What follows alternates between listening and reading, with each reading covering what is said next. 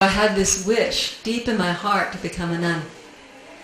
There came a time when the calling was so strong. I wanted it so much, but every single knowledgeable person I went to said women can't do that. You can wear white, you can shave your head even, and you can cook and clean for monks in the temple. You can never be a monk. I remember one period I cried at least an hour face down into the pillow every day because I would never be a monk. So although I'm one of the more senior bhikkhunis in Theravada Buddhism these days, I began my entry into monastic life as a teenager. And even as a very young person, I think when I had the chance to read the Buddha's teaching or to see something with regards to Buddhism and Buddhist monastics in movies, books, in magazines. I remember seeing the saffron-robed Buddhist monks of Southeast Asia in magazines like National Geographic. Then I was interested in what is this Buddha and this enlightenment and the way of sages, what it is to be a sage or a saint, and what that might be like as a Buddhist monastic. I was in university and working, but feeling very unfulfilled and doubtful in that, and very heavy at the thought of what the prospects were of life that were presented before me. I felt really very heavy in my heart and very concerned about the kind of strife and grief that I saw between people and in our world, environmental destruction and global conflicts, wars, these kinds of things. And I held this very heavily in my heart. And when I encountered the Buddha's teaching of the Four Noble Truths, a sense of faith arose in my heart that perhaps this really is true. Perhaps the Buddha has actually really truly seen the causes of suffering and realized their cessation, and that this might actually be possible in human life. And this is a kind of enormous revelation for me, because so many people are so doubtful about this. They said to me as a young person, just get real, kid. You have to grow up and get with the program. I mean, just buckle down. You go to work, go to school, you do what you have to do, and these are just the ordinary sufferings of life. And life is like that. It's a dog-eat-dog world, this kind of thing. But to see people who were trying to live differently and who were living differently was a really great opening for me. So as a teenager then, I became an anagarika and first traveled to Europe, and then the great excursion for the first time to Asia, to India, to see many kinds of sages, very many kinds of sages and ascetics, and then to go to northern Asia, where I had the opportunity, what's normally called East Asia, to connect with a bhikkhuni mentor, the bhikkhuni community, spend time in the mountain forest monasteries of South Korea. And later, when I completed my training with my bhikkhuni mentor, I had the chance then to go and go as my heart called me then to Southeast Asia, to Thailand, where then I was already a bhikkhuni, and the sight of a bhikkhuni at that time was very rare. And I saw the situation for the nuns who did not have, like their Korean bhikkhuni peers, did not have full training, ordination, and support within Thai society. And that touched on a deep chord of compassion in me, which then moved me to do what seemed like might be possible to be done, to bring forth a kind of underground stream of the women's monastic sangha, let that come back up into the world, in the traditions where that had elapsed. Yes, and so that's been my life for much of this last like a decade and a half. These days, now the time has passed, and the number of bhikkhunis we have in Theravada has increased. We've been very glad now to have the bhikkhuni peers and to help, to be able to play some small role in enabling others who shared in the aspiration that I had myself to also be able to enter into this life, live in a way that their hearts have also deeply called them to, and to do that as a sangha, as bhikkhuni sangha together, following the Buddha's teaching and Vinaya together, so that our sila, our patimokkha sila, our samadhi, our meditation, and our wisdom become complete and replete. Bhavatu sarvamangalam rakhantu sarva devata sarvabhutanubhavena sada soti bhavantu te bhavatu sarvamangalam rakhantu sarva devata sarvadhammanubhavena sada soti bhavantu te bhavatu sarvamangalam rakhantu sarvadevata sarvasangha. I was thinking to do like comparative mythology or comparative linguistics, but like the deeper reason I was going was to like find my questions, because the scholars I really admired weren't people who just did it as a kind of hobby, but they did it like from their heart, like they answered the questions of their heart, and I just wasn't sure what my questions were yet. So I went to India, and when I was in India I stayed at an ashram, which I think a lot of Westerners do. It's kind of a stereotypical story. And so when I went and stayed at this ashram, I guess like this whole like world opened up for me, which hadn't been part of my context or part of my life up till then. So, you know, I just learnt yoga and meditation and chanting, but there was this whole way of like being in the world, connecting with the world that I hadn't really understood up to that time. And then I was staying in India, and I had to go across every 6 months to Sri Lanka for a new visa. And so I'd stay at a meditation centre while I was there with Nilambe. And so while I was there, I started learning how to meditate, and I read books about meditation. And then I just had this feeling that that was like what I'd been kind of hunting for all this time. And so so that's how I started. And so of course, like lots of people who begin meditation, I thought, well, you know, I'll just take a year or two off from my career and I'll just meditate, and then once I've realised, I'll go back. And of course you realise once you start practicing that there's a lot more to it than that, and so that's really why I became ordained, because just to dedicate myself to that. I went to Harvard University in America, which was supposed to be, you know, a place where people were really intelligent. But one thing I noticed was that even though the people were intelligent at an intellectual level, they sure didn't seem very happy. I remember walking around campus and noticing that actually on most people's faces was this look of tension and stress. And I myself very much felt that tension and stress. So I asked myself, you know, what does it really mean to be intelligent? Like, what is the point of being intelligent intellectually, but you weren't happy? If one were really intelligent, I thought one would know how to be happy.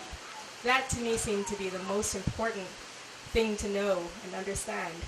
But what that experience was very important is that it clarified in me what I understood to be the point of this life.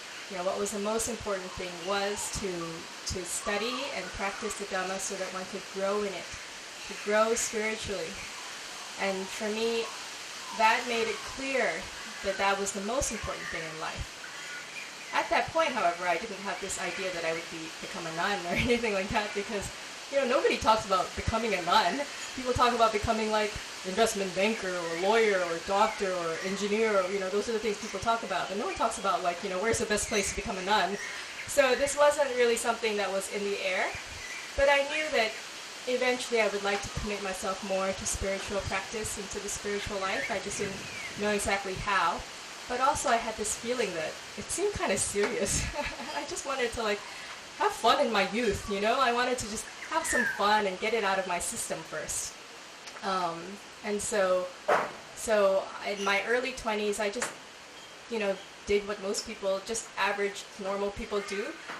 I got a job in New York City, and this is the most fun city in the world, and just had fun, just, you know, did things that other young people did.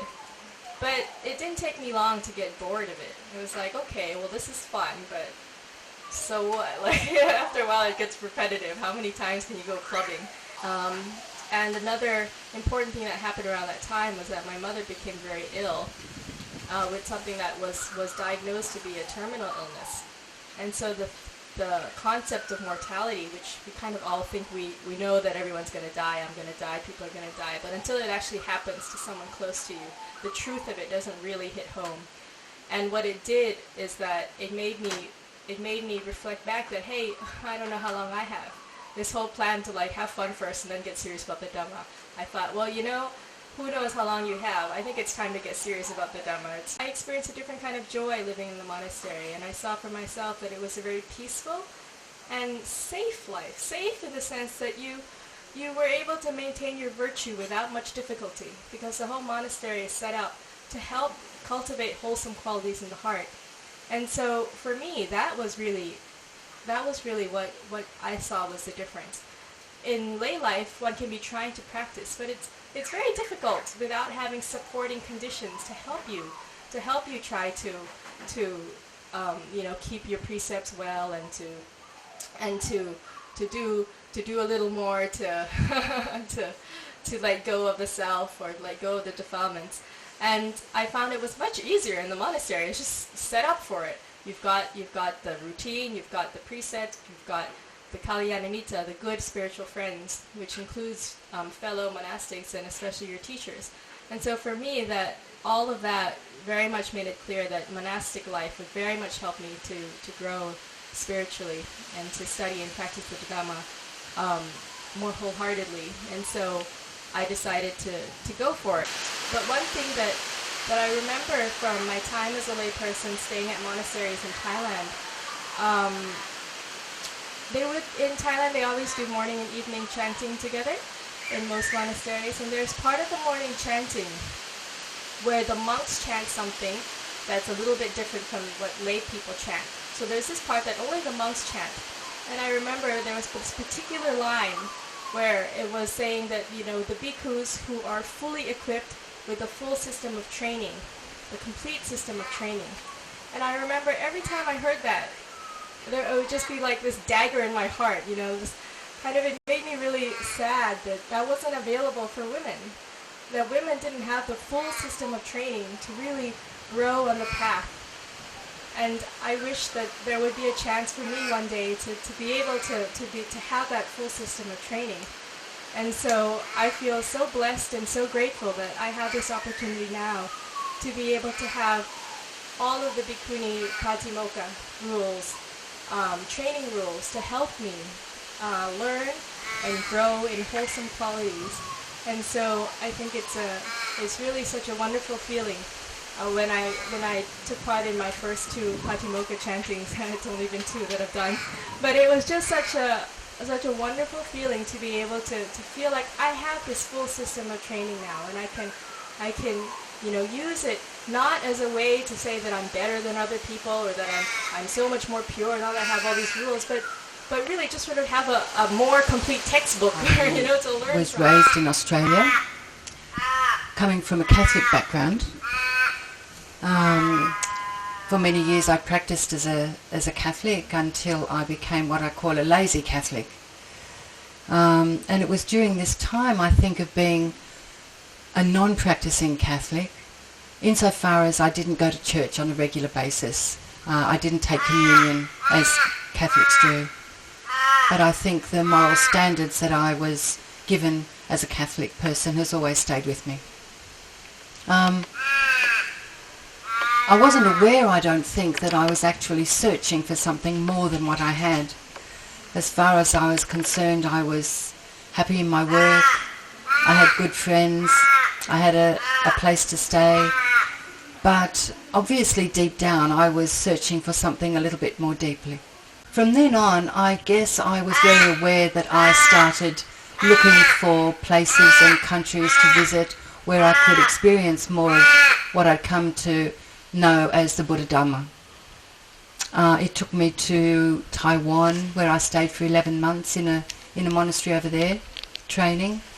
It took me to Thailand many times, to meditation centres, to temples, where each time I went to these countries I was influenced in a different way. Until gradually I decided that this was the lifestyle that I wanted to live. I wanted to study Buddhism. I'd been attached to a centre in Sydney for much of this time, and I'd become very friendly with the monk who I first encountered at the Aquinas Academy, a Buddhist monk, an Australian Buddhist monk who had trained in Thailand and who was a wonderful Dhamma teacher. And I'd had a lot of contact with him. He and I were very good friends. And I said to him one day, I'd like to study Buddhism. And he said to me, well, go to Asia. So that was what I anticipated doing. It was at that time that I was aware that there was a Buddhist women's conference being held in Nepal. And at the same time, in India, in Bodh Gaya, the Dalai Lama was giving a very good discourse on the Bodhisattva path. And so I decided that I would combine the two and see where that took me. And it just so happened that I went to the Dalai Lama's talk first, which was very, very deep, but very, very meaningful for someone searching. And I then attended the Sakyadhita conference in Nepal, where I met my head nun from Sri Lanka. And after speaking with her about my desire to become ordained, she suggested that I come and stay at her arama in Sri Lanka, in a little village called Aheliagoda. She said to me that it was very poor, she didn't have many facilities, but I was welcome to come and stay there. And she appeared to me to be a very kind and a very compassionate woman, so I decided to go and stay there. And that was where I have stayed and lived and ordained, both as a seminary for 4 years, and then as a bhikkhuni. I became ordained as a bhikkhuni in Sri Lanka, in Dambulla, in 2004. And so between Australia and Sri Lanka I've travelled for the past 11 years. I came to Buddhism. Actually, Buddhism came to me. I originally am from Austria. Then I came to Australia. I was married. Had a very comfortable life. And at a certain time, things were good, very good for me. But I could see even rich people are not happy. And as I walked through life with more and more open eyes, I could see there was no satisfaction anywhere to be found within myself and outside of myself, in the world itself. Whenever I had wishes, very often, if you are a little bit lucky, a little bit of good karma nowadays, one would say, things came my way. And yet, very soon after, you wanted something else.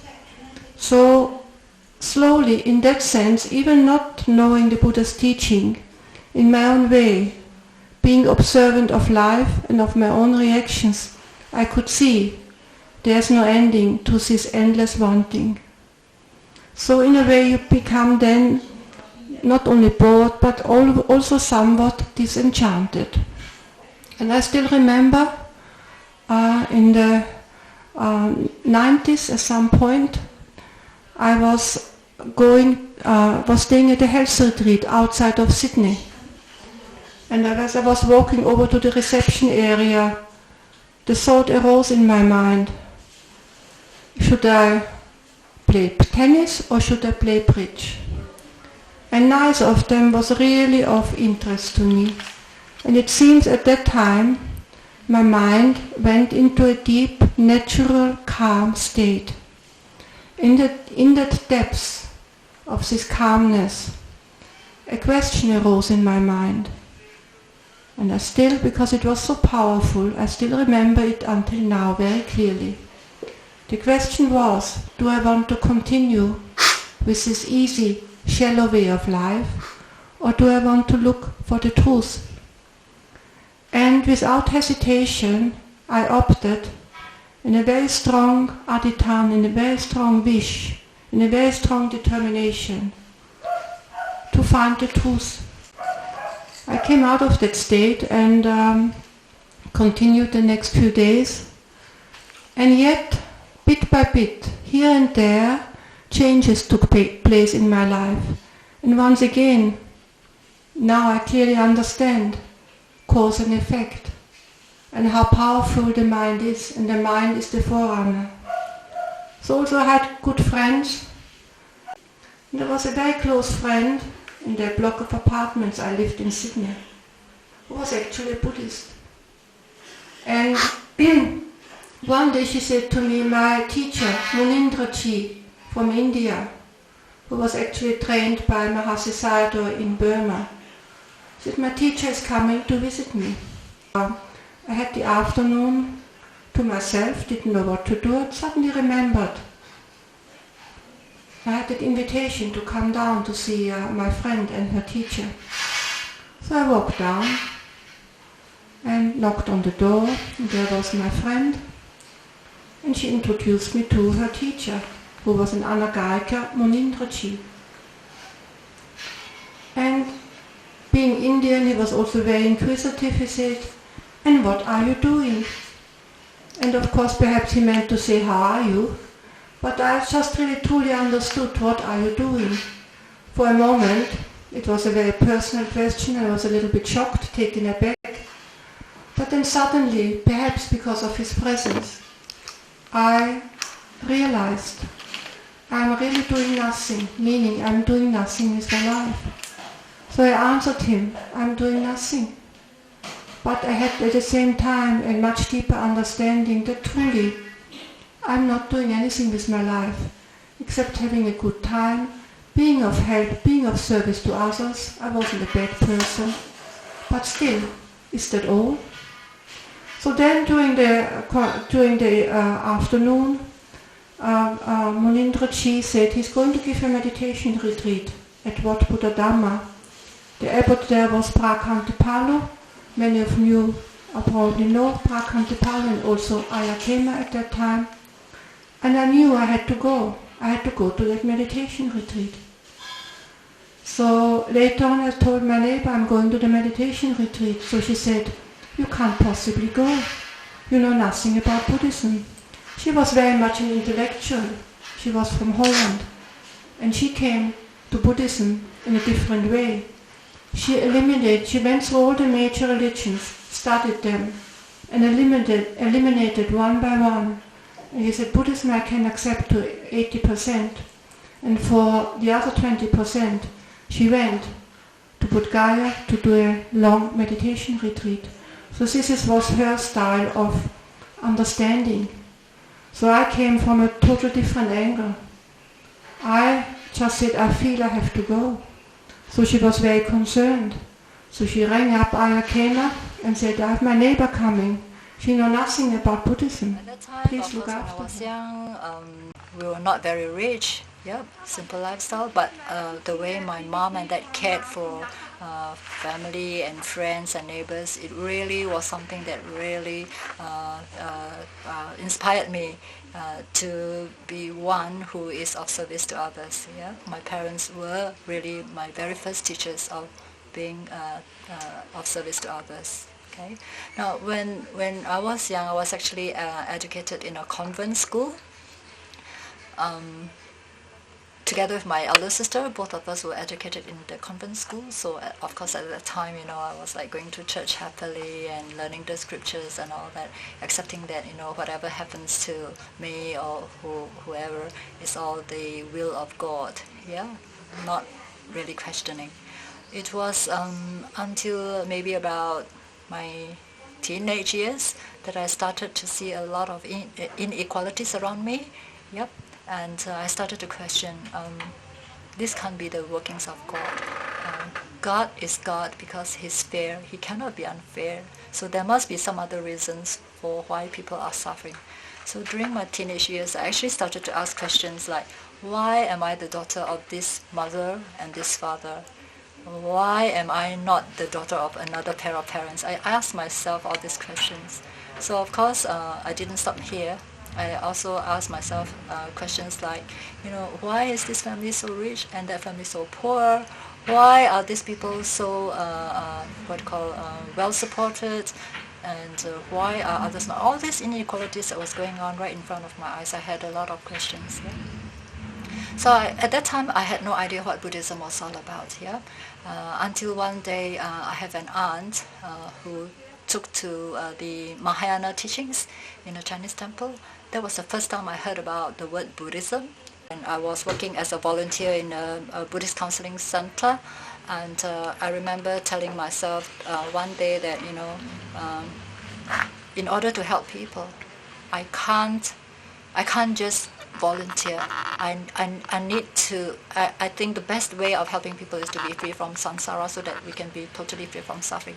And that was when that aspiration to really become a nun, to learn Dharma and walk the path of the Lord Buddha really took, how would I say it, great strength in me. Yeah. And that was how it all started. I was asked a question by one of the masters there. He says, so is Buddhism an inward journey? And at that time, I didn't realize what he was asking, what the inward journey was. And I started investigating, I started looking into it to find out what this journey was. And I started reading about Buddhism, did a lot of reading and to find out what. Then I found out it is an inward journey. I had to do it by myself. Reading books won't help me to practice Buddhism. So while studying the thing, while reading books and doing my job, at a certain point when I was very, very successful, I had 2 schools and I had my own house and my children were married and they were gone. So then I decided this is a good time for me to give up everything and start my looking into my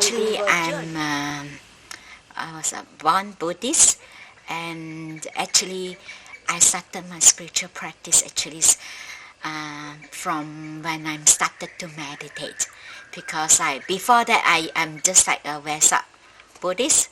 I go to sometimes, go to all the celebrations and maybe sometimes Katina or, sometimes once in a while I will go to offer dana to monks, that sort of things. But I don't really click me that, that I never thought that I want to become a nun one day. That's never occurred in my mind. But until when I started to meditate, and that is my turning point in my life, because of that experience, that the first time I experienced another type of happiness. Before that, I only the one option, the only happiness I know is from, getting nice clothes, having nice food, and the kind of sensory pleasure, the kind of happiness come from the kind of sensory pleasure. And until when I first experienced, have a taste of that inner peace and inner happiness that within myself, and that is nothing compare. It's just like, when you have something very gross, the kind of like more gross happiness compared to this happiness is more refined. It's just like when you have refined food, it's different from, wow, it's just completely different. And this is how it draw me into the spiritual life. And I started to meditate more because I love to meditate. Since then, I meditate a lot. Even though I'm working, I meditate at least 4 to 5 hours every day, daily. And I started to spend more times to do retreats. And then after that, I started to stay in monastery.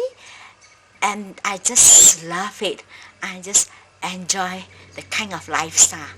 And this is how like I don't have the idea of I want to become a nun. No, it's just very naturally I've been drawn into monastic lifestyle. I just love the lifestyle, and this is how I decided to become a nun. Because of that, it's because I enjoy the lifestyle. It's not because I want to become a nun, but I enjoy the kind of lifestyle. I love the a kind book of about lifestyle. the Buddha, and it was basically the story of Siddhartha's, miraculous birth and his going forth, leaving his wife and child behind. That actually didn't impress me at all. And being enlightened, basically I didn't really understand what that was. From reading some of my readings in Indian philosophy, I had a little bit of an understanding my understanding of enlightenment was that it was a sort of a melding with this cosmic sort of ocean-like consciousness or something like that. And so this guy who left his wife and kid to go and meld with some cosmic consciousness actually didn't do anything for me. I went for this walk in Ladakh. It was a 4-week trek through the mountains, and I was just totally amazed at these people who were so poor and lived such harsh lives in freezing cold. I mean, they were cut off for 6 months of the year by the cold. They had hardly anything to eat. Well, it was very, very, very simple life, and they all seemed so happy, and they were so generous, and they'd share their last sort of handful of barley with you. And everywhere I went, I found people like that in this place, and I thought there must be something to this. And I figured, the common thread through all their lives was, of course, Buddhism.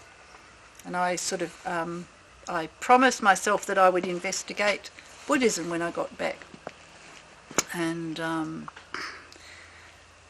which I did. It took me a few months. I actually rang a Tibetan Buddhist centre in Fremantle and kept getting no answers, so I left that for a while. And then a few months later, my yoga teacher told me about the Nolamara and Dharmaloka and how they had meditation classes, so I went to the meditation classes there. And as they say, the rest is history. From my first meditation class, I started meditating every day for at least 15, 20 minutes. And within a year I went to my first 9-day retreat, and I trained for it. I remember I used to train every morning for an hour, because I thought I have to be able to sit longer. It was quite funny, really, looking back on it. But I also, just little by little, began to find out about nuns, because I quickly realised that it was not quite as easy for the women as it was for the men. I'd visited Dharmasara in 2004 for the first time, and I think I saw Ajahn Vayama, and one of the things that she said to there was a big group of people there, because I think it was entry to the rains, how difficult it was for women living in the forest. And I looked around me at this gorgeous forest, and I thought, how difficult is that? I think it would be a wonderful place to live. And I still do.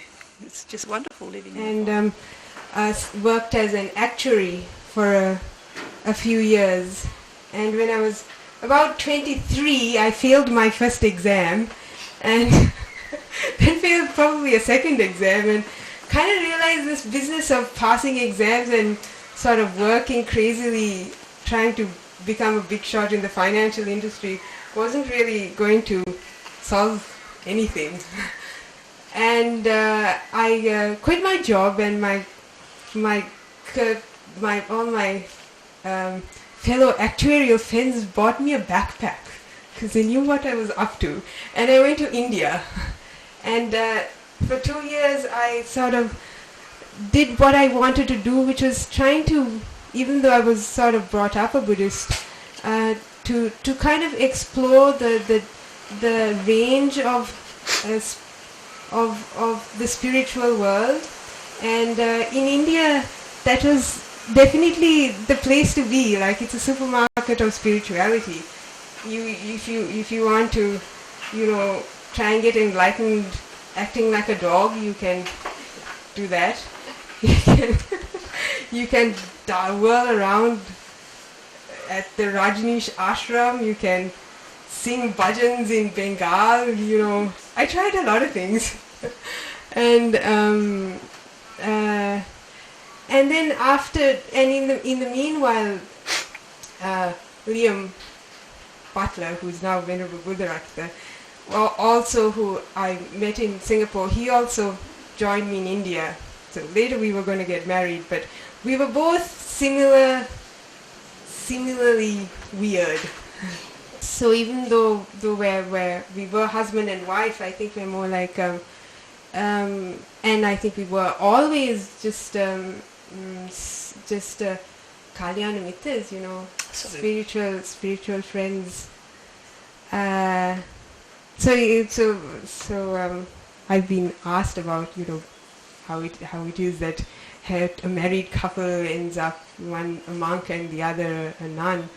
But it just seems like the best possible way for both of us to live. I mean, it's the best life for him and it's the best life for me. So, what more can you? I went to India when I was 19, and within about a year I heard about meditation. And what really interested me was the idea of being alone with my own mind and seeing the mental patterns and how I create my suffering and my own happiness. So I heard about these retreats that were 10 days in silence, and I was just fascinated by that idea, because until then, I'd been traveling a lot and experiencing so many things, and yet I still wasn't happy. So I didn't know anything about Buddhism, but I went for the retreat, and it just felt like coming home. It felt as though everything I'd always felt in my heart was now put clearly into words, and I was not abnormal for suffering. In my teens I thought maybe there's something wrong with me. I've got everything, I've not been abused, there's no kind of reason for that. But now suddenly here was the Buddha saying that actually life is suffering. But not only that, there's a way out of suffering. So for me there was a huge sense of relief. And I knew that I would continue that practice. So my first commitment was to meditation. And I stayed in Asia then for the next 7 or 8 years, doing a lot of meditation on the retreats and also serving on retreats, which was very interesting, because sometimes on retreat you get quite involved with your own progress and your own kind of practice, but serving others helped me to see that actually everybody experiences the same emotions, the same struggles, simply by being human, and we all have the potential to develop compassion, to develop unconditional love and a sense of service. So yeah, serving retreats was wonderful, and you'd see people coming looking sort of heavy and tired by life, and by the end they'd be just... So there came a time when things were really falling apart for me, and I was guided to look for some meditation. I went here and there. In America there's many different groups who teach meditation, different kinds of religious groups. And when I went, I saw that some of them were like superstitious. They were saying, if I only meet the Guru, if the Guru touches me on the head, that will save me. Other ones seemed to be looking for money. They had their hand out already asking for donations. I was of a skeptical nature, and I didn't trust any of these so-called spiritual teachers. Then it so happened that one friend of mine said I should try this Vipassana meditation. She said there's no mumbo-jumbo, They don't use any magic tricks. It's only watching the breath. And they sent me to a class that was being given by a Buddhist monk, a bhikkhu, there in Washington, D.C. This bhikkhu was so kind, so generous, so patient. He never was irritated by my questions. He didn't get angry if I went to class and fell asleep. Instead, he was just consistent and generous. And this bhikkhu, who was an American, at the end of the course, took us up to Bhante Gunaratana at the Buddhist Vihara of Washington and said if we want to pursue meditation, we should study with this monk there. So I met Bhante Gunaratana, called Bhante Ji. He's the one who wrote Mindfulness in Plain English. And again, I was profoundly moved by his deep spirit of happiness, the joy, and a great straightforward quality. He never was pushing or trying to get more converts or get more students or get more money. He just was sharing what he knows and sharing it in a very free way. At first, the first time that I had a death in my family, I was so emotional, so distraught, so weeping and wailing, so grieved. But the monks told me to just stay mindful, be calm, and be relaxed. And when the painful feelings come up, just watch it.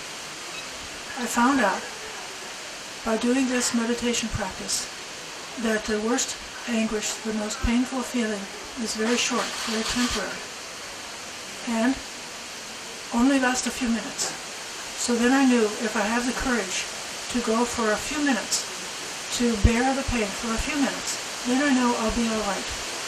That was my biggest turning point and what eventually brought me to come to the Dhamma. My father was gone, my mother was gone, my friend was gone, my house, my job, my things, all gone. And then I entered into the Holy Way. Since that time, everything I has did a been... PhD in microbiology at Murdoch University.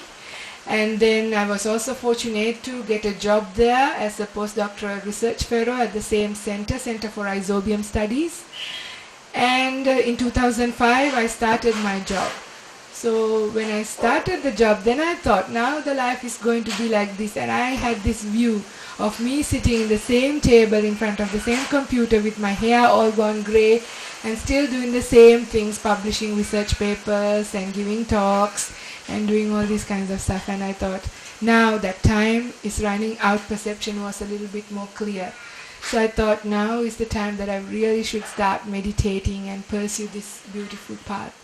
So I remember in 2006, I invited Venerable Ajahn Brahmanso and some of his monks for a house dana at my place to celebrate my father's, I think 21st or 20th also death anniversary. And that was 30th of October and 2006.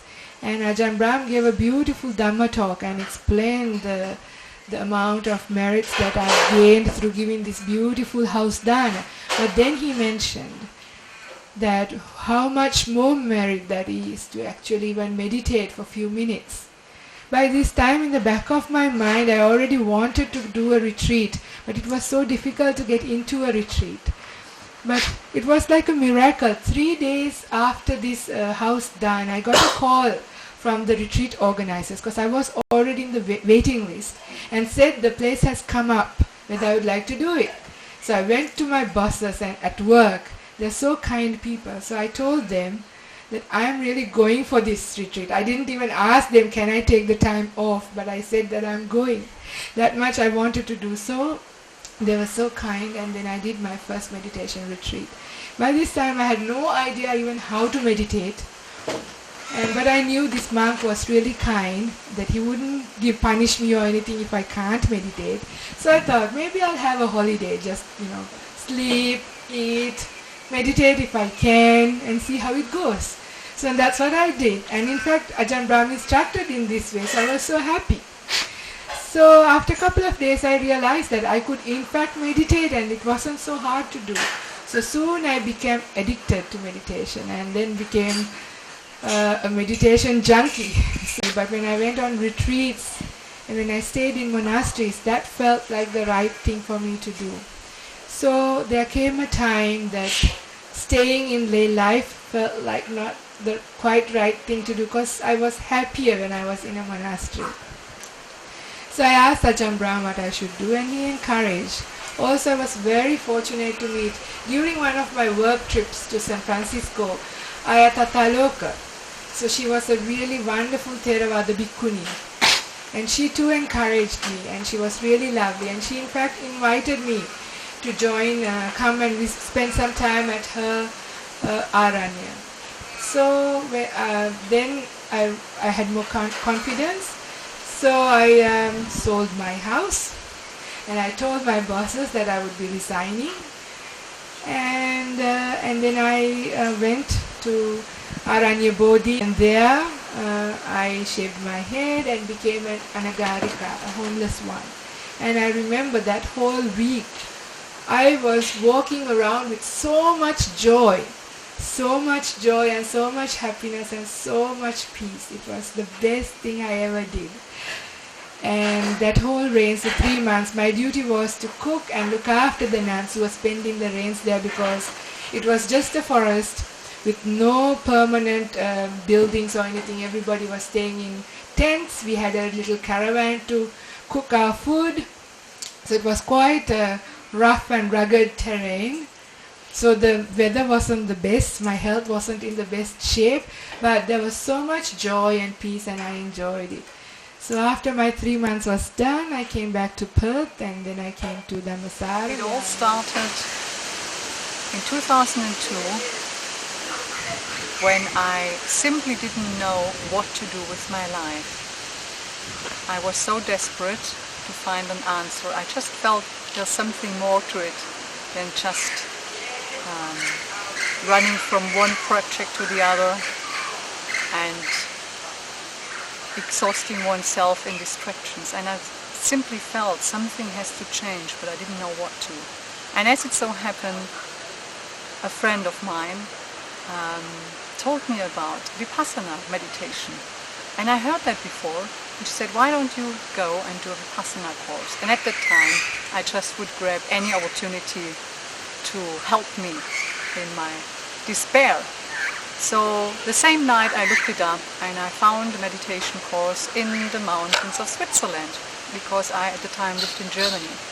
And without any hesitation I signed up and 4 weeks later I went there with the idea that I would sit on the Swiss mountain thinking about my life for 10 days and then hopefully after 10 days coming up with a solution and with an answer of what I'm going to do with my life. I went to the mountain, I went to the course, and those 10 days I was asked not to think at all, but basically to observe mind and body and whatever happens in the moment. And those 10 days literally transformed my life. Because after those 10 days I came out as a different person. And then I decided to go to India and study Pali. And then after studying Pali I thought, well, as I'm already in India I have to visit the Buddhist sites. So I went to visit the Buddhist sites and then I decided, well, the Dhamma is very well preserved in Myanmar. I think I have to go to Myanmar, to the source. And so I came to Myanmar, this was in 2011. And as I come to Myanmar, as soon as I land on this golden land, I felt at home. And I felt like I've been here before. And it just, from that moment on, one thing fell into place after the other. And it was probably about 4 weeks later, I found myself in the deep forest up north in Myanmar, sitting under a tree by myself in solitary retreat, 10 days of intensive meditation day and night. And those 10 days I realized this is what I want to do in my life, dedicate my life to the Dhamma, to the practice, and really see if I can develop a kind and a pure and a loving heart within myself and for others. And the only proper way for me to do it was to do it as a nun. Call came not too long after the death of my husband, and my friend from Malaysia asked me to go with her to Burma for a long retreat. Fortunately, the friend who invited me to go never went at all. So I was there. The retreat was tough. It was painful because having to sit long hours in the hall without comfortable cushions. So still I went through it, and it lasted for 4.5 months when the teacher said that it's enough. And after that retreat, something in me changed, because when I came back from the retreat, I was no longer content with having short retreats, few days, or even twice or 3 times a day. So I wasn't content with that. I was looking for a place where I can meditate for a long time. My search for a place to have a long retreat ended at Dhammasara Nuns Monastery. So on the 9th of December 2009, 3 of us had our heads shaven, and we put on white robes. We had to take the 8 precepts formally. So, and also we have a new name. It's a Pali name, and so we don't use our old name anymore. So after that, we have to wait for another 6 months, another 15 months before we can go for the next ordination, which is to become a samaneri, and that is a novice nun. So after 15 months, we 2 of us, because one left after some time, she left the monastery, and 2 of us, Venerable Upeka and myself, we were ordained at Dhammaloka Buddhist Center on the 6th of March 2011. So both of us became samaneries on that day. And when we become samaneries, we put on brown robes, and we have to take the 10 precepts. That includes not handling money, and also we don't do certain jobs after that. So then after that ordination, we have to wait for at least another 2 years before we can become samaneries, become bhikkhunis. In the meantime, more and more ladies are coming in to become nuns, and on the 27th of April 2014, there were 4 of us who went forth to become bhikkhunis. I'm very happy to have chosen this path, because this is a really wonderful path. It's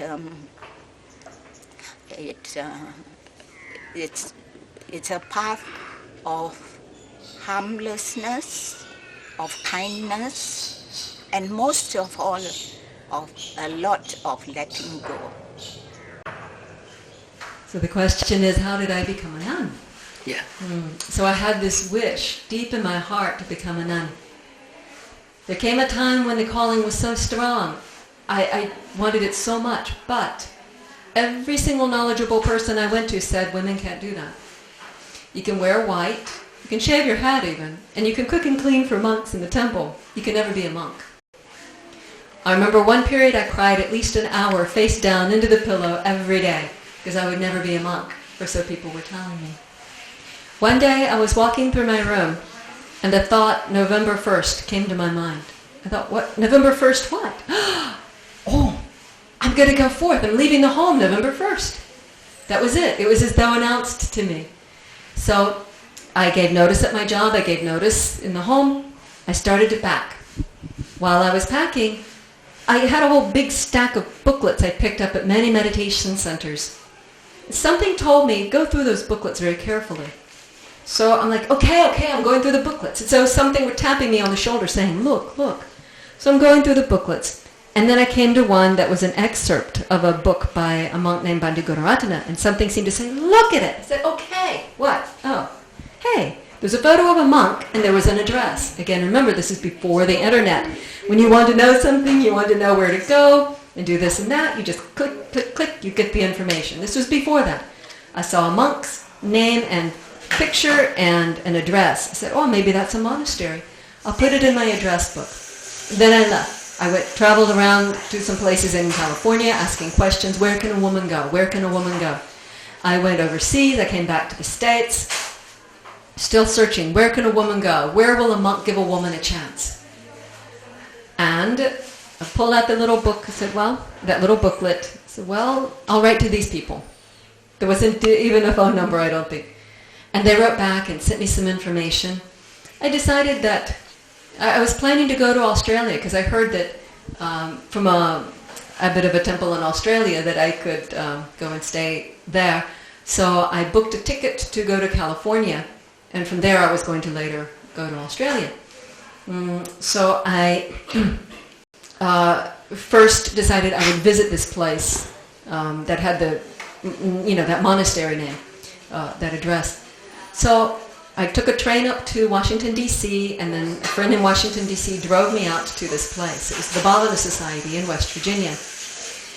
Imagine my surprise. I discovered that the great Sri Lankan master who founded that meditation center and monastery out in the woods in West Virginia, a very, very backwoods place, not a cosmopolitan place, not a place where you would expect to find Buddhism in the United States. There he had this big, beautiful center, and here was a monk who was giving women a chance. And there I settled in. And there I was for the next 4 years. I received my seminary, novice ordination there at Vesak in 1999. Later I would leave there looking for places with more nuns. Many times I was the only nun. Some other times I was even the only woman there training alongside the monks. It was a big, spacious place. We had enough elbow room to do that, and the master was very compassionate to allow that. But still, I had some longing to be among some sisters. So I went off and started traveling some more. I ended up in Sri Lanka. There I received the higher ordination.